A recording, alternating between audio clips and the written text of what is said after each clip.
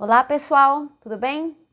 Nessa videoaula a gente vai falar um pouquinho sobre literatura e autoconhecimento, que é o tema do nosso bimestre, né? O livro do bimestre é um livro do Oscar Wilde, é o livro chamado O Retrato de Dorian Gray, de 1890. Esse livro sempre foi polêmico, porque vai falar de temas como vaidade, egoísmo, mentira, segredos e como nós lidamos muitas vezes com nossa própria imagem de maneira tão enganosa, né? Esse texto do Oscar Wilde, ele vai falar sobre todos nós, né? Como nós criamos imagens de nós, muitas vezes nos vemos presos a essas imagens e somos cada vez mais presos se o outro acaba cristalizando essa imagem de nós mesmos, quando o outro confirma essa imagem, né? Quase de narciso. Por isso que eu pedi que criassem perfis não somente do Dorian Gray, mas também do Basil, né, o pintor, e do Lord Henry. Por quê? Porque a identidade de Dorian Gray, ele é um fruto de espelhos, de imagens que elas são criadas pelos olhos do Basil, do pintor, aquele que fixa uma imagem, que é a parte mais externa, e o olhar do Lord Henry, ele vai preencher essa figura, né, com todas as malícias, todas as mentiras, todas as audácias do século XIX, né? Então você percebe que essa identidade, essa máscara do Dorian Gray é uma produção tripla, né? Dorian Gray, ele é o que Basil pinta, mas também é o que Lord Henry fala sobre si mesmo, né? Sobre o próprio Dorian Gray. Então, como pensar nessa identidade sendo sempre fruto do outro? Eu sou sempre como o outro me vê. Isso é importante a gente destacar na leitura. Quando eu peço o perfil, eu peço que vocês imaginem como é o Dorian Gray, como é o Basil, como é o Lord Henry, como eles são não, fisicamente e também psicologicamente. Pode pensar, o Basil é mais fraco, ele é frágil, parece uma pessoa muito tranquila, muito ansiosa, muito insegura. Já Henry parece um homem muito mais... parece mais velho, parece uma pessoa maliciosa, uma pessoa que engana. E o Dorian Gray, como que vocês veem o Dorian Gray nessas visões, né? Tripartidas. Não é à toa que também, para se falar de identidade, sempre se fala num desejo de tradução. Como que eu me traduzo numa imagem? Como que eu me traduzo para o meu amigo? Como eu me traduzo para mim mesmo? E por isso eu coloquei para vocês analisarem um poema do Ferreira Goulart, chamado Traduzir-se. Eu vou ler aqui para vocês. Uma parte de mim é todo mundo, outra parte é ninguém, fundo sem fundo. Uma parte de mim é multidão, outra parte estranheza e solidão. Uma parte de mim pesa, pondera, outra parte delira. Uma parte de mim almoça e janta, outra parte se espanta. Uma parte de mim é permanente, outra parte se sabe de repente. Uma parte de mim é só vertigem, outra parte linguagem.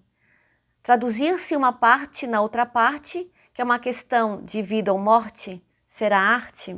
Então você percebe, né, esse jogo entre o todo e o nada, entre o mundo e ninguém. E o poeta acaba se sentindo sempre uma versão, né? Se vocês analisarem o poema, né, uma parte de mim é permanente, fixo, outra parte que se sabe de repente, o que não é permanente.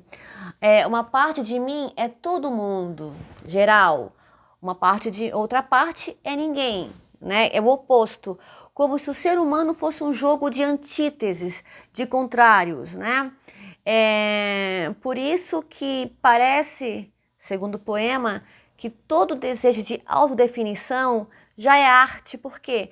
Porque é uma versão, porque é uma narrativa que tenta criar uma imagem que sempre se esvai, porque a identidade é sempre o hoje, o sempre o hoje.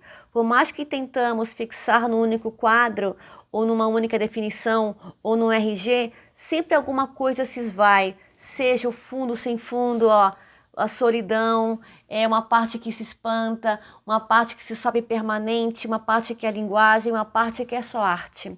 Então, quando se fala de identidade, se fala desses duplos, né? De um lado, que é a primeira parte do poema, os primeiros versos, né, das estrofes, que é a parte mais geral, institucional, a que se quer fixar, mas tem uma parte que não tem fixidez, uma parte que sempre foge, que é algo de nós que não tem definição, que é a parte do instante, que é a parte da arte, da linguagem, né? Como se fôssemos narcisos condenados a ter a imagem sempre levada pela água do rio que nunca para, né? Então, quando pensarem na produção do poema, pensem também nesse desejo, quem eu sou frente ao mundo e quem eu quero ser. Será que é a mesma imagem? Será que eu sempre quero ser alguma coisa diferente? Será que somos fixos ou não, né? E por fim, né, ao vídeo que é sobre o corpo perfeito, que de novo volta ao espelho. Não mais o espelho do Basil ou do Lord Henry, né, o retrato de Dorian Gray, nem o espelho da tradução no poema do Ferreira Goulart, mas o espelho real e o espelho da sociedade que tenta criar um padrão, como se você, caso não se encaixa nesse espelho, você não tem identidade, né? Será mesmo? Será mesmo que nós somos seres invisíveis quando não estamos padronizados, né? E o vídeo, ele é muito interessante porque ele mostra o outro lado do espelho, né? As pessoas que finalmente chegam a esse padrão, será que são realmente felizes, né? Até que ponto eu tenho que ser o outro para ser feliz? Então, o que tem esses três materiais em comum, pessoal? O texto do Dorian Gray, o poema do Ferreira Goulart e o curta. Essa relação entre o ser humano e as múltiplas projeções, as múltiplas visões, as múltiplas imagens, né? Porque uma coisa eu vou dizer para vocês, seja agora, seja daqui a 20 anos, a 100 anos, o ser humano sempre vai ser um jogo de vertigem, um jogo de conflito em relação a uma imagem social, né? Sempre se espera um ideal, sempre se espera uma perfeição, sempre se espera um padrão e o ser humano acaba estando nesse conflito, nesse embate. Eu acho que o importante da literatura é nos ensinar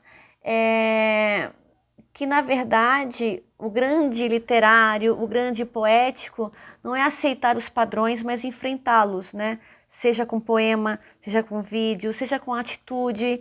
Então, nesse sentido, a literatura nos ensina a sermos muito mais críticos e não aceitarmos facilmente espelhos e projeções, tá? Essa atividade, a última, né, só uma última lembrança sobre o vídeo, que eu peço em 3 parágrafos, é que vocês vão transformar esse vídeo numa nova história.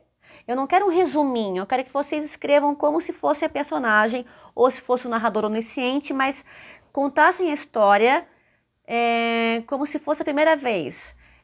Por exemplo, Maria entrou numa loja de espelhos e finalmente decidiu comprar um presente. Ela adorava espelhos, adorava imagens, mas quando chegava próximo a um e frente a um, não se enquadrava e ficava triste, entendem? Vão escrevendo dessa maneira, como se o leitor nunca tivesse assistido ao curta. Pessoal, foi isso por hoje. Qualquer dúvida, só me chamar. Um grande beijo e até mais.